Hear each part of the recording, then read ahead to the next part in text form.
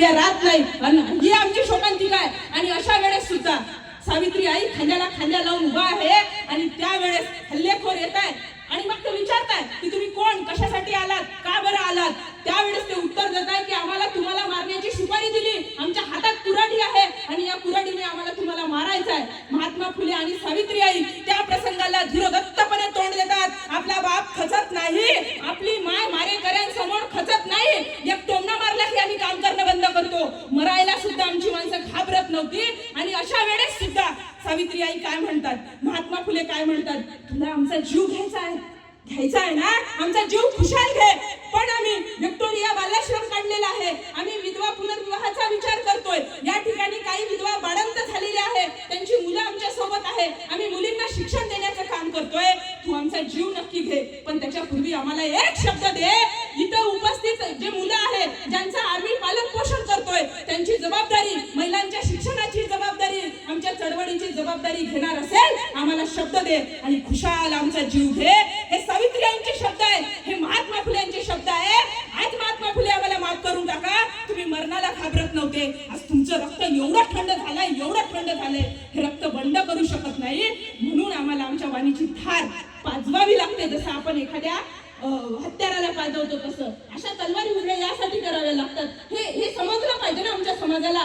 आणि धीरोदत्तपणे तोंड देताना सुद्धा एक गोष्ट लक्षात घ्या, मरणाला न घाबरता सुद्धा समाजसेवेचं व्रत पुढे कसं न्यायचं हा विचार आणि वारसा आणि कार्य कसंही टाकून द्यायचं नाही। शेवटच्या क्षणाला सुद्धा मरण्याच्या दारामध्ये त्यांना सुचतं की या मुलांचं संगोपन करण्याची जबाबदारी घेतली, आमच्या मरण्यानंतर यांचं काय होणार, या विधवांचं, या परितक्त्यांचं काय होणार, हा वसा टाकून कसा द्यावा हा विचार ज्योतिबा फुल्यांना आणि सावित्रीबाई फुल्यांना पडतो। आम्ही त्यांच्यासारखे यासाठी बनत नाही, या समाजात पुन्हा सावित्री यासाठी जन्माला येत नाही, पुन्हा ज्योतिबा यासाठी जन्माला येत नाही। महामानवांचा विचार स्वीकारणं खूप सोपं आहे, अत्यंत सोपं आहे, पण विचार टिकवता नाकी नऊ येते, पायातल्या चपला झिजतात, माणसाला उगाच संघर्ष करावा लागतो।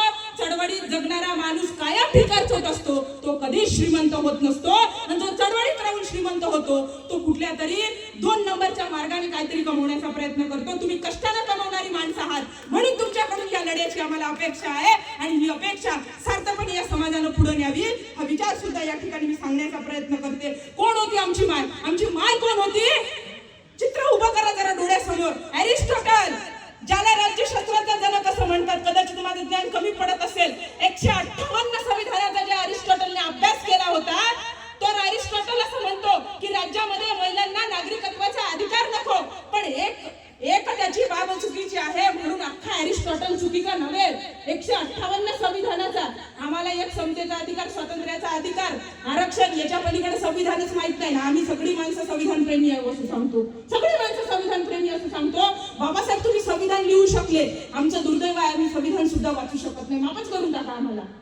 आणि हा अरिस्टॉटल असं म्हणतो की महिलांना नागरिकत्वाचा अधिकार राज्यामध्ये मिळणार नाही, हे अरिस्टॉटल, कारण महिला ही दुर्बल आहे असं अरिस्टॉटलचं मत होतं, तिला नागरिकत्वाचा अधिकार नाकारला पाहिजे। जगामध्ये अरिस्टॉटलच्या विचारांना चॅलेंज